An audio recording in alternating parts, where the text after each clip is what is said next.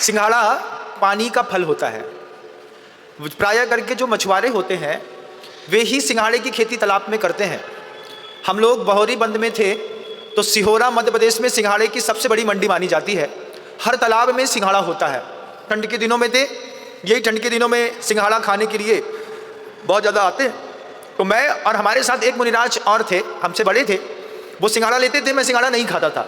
घर के अंदर सिंघाड़े का प्रयोग नहीं होता था, बोलते थे कि ये अभक्ष होता है, ऐसी धारणा थी। तो हमने उनसे कहा कि सिंघाड़ा नहीं खाना चाहिए। उन्होंने कहा इसमें कोई दिक्कत नहीं है। मैंने उनसे कहा एक बार चल के देखते हैं सिंघाड़े की प्रक्रिया क्या है। तो सिंघाड़ा पानी का फल है, पत्ते बड़े बड़े रहते हैं, उसके नीचे लटके हुए होते हैं सिंघाड़े। कांटे वाले भी होते हैं, बिना कांटे वाले भी होते हैं। जब हम दोनों जंगल के लिए जा रहे थे तो हम लोग तालाब के पास जाकर के बैठे, हमने देखा देखो सिंघाड़ा कैसे निकालते हैं।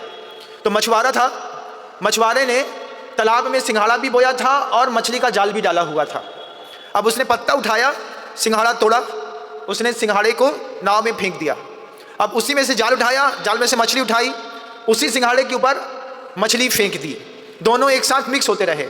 अब जो सिंघाड़े में कांटे होते हैं वो मछलियाँ उसी कांटे में फंस करके तड़प जाती हैं। और कई बार मछलियाँ जब अंदर पानी में सर्वाइव करती हैं तो उस कांटे में फंस जाती हैं। निकालने में कोई लाल वाल नहीं होता, निकालना तो नॉर्मल होता है, लेकिन जो मछलियाँ पानी में घूम रही होती हैं वो उसी में साथ में घुल मिल जाती हैं। फिर अब मैंने देखा, मैंने उनसे कहा देखो मरी हुई मछली के ऊपर सिंघाड़ा फेंका जा रहा है, ये दोनों गड़बड़ गड़बड़ गड़बड़ हो रहे हैं। अब ये मछुआरा अपनी नाव को किनारे लगाएगा, मछली को किनारे रख के सुखा देगा, एक तरफ सिंघाड़ा सुखाएगा। तुम्हारी मर्जी है तो सिंघाड़ा खाओ, तुम्हारी मर्जी है तो नहीं खाओ। तो उनका कहना था कि हाँ ये ऐसा कर रहा है लेकिन फल में कोई दोष नहीं है।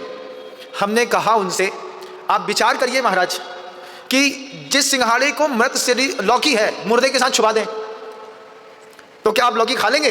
पूछा मैंने। बस संगीत पंचेंद्र जी का कलेवर है। आपको पता चले कि एक एप्पल है, मरी हुई बिल्ली के ऊपर से रखा हुआ था, उठा करके तुम्हारी सब्जी बना के दे दी, तो तुम खा लोगे? बोले नहीं खाएंगे। फिर हमने उनसे कहा जब आप बिल्ली का छुआ नहीं खा रहे, जब चूहे का छुआ मरेगा नहीं खा रहे, तो फिर इसमें भी तो इतनी सारी मछलियाँ मरी पड़ी हैं, इसी में सिंघाड़ा पड़ा हुआ है।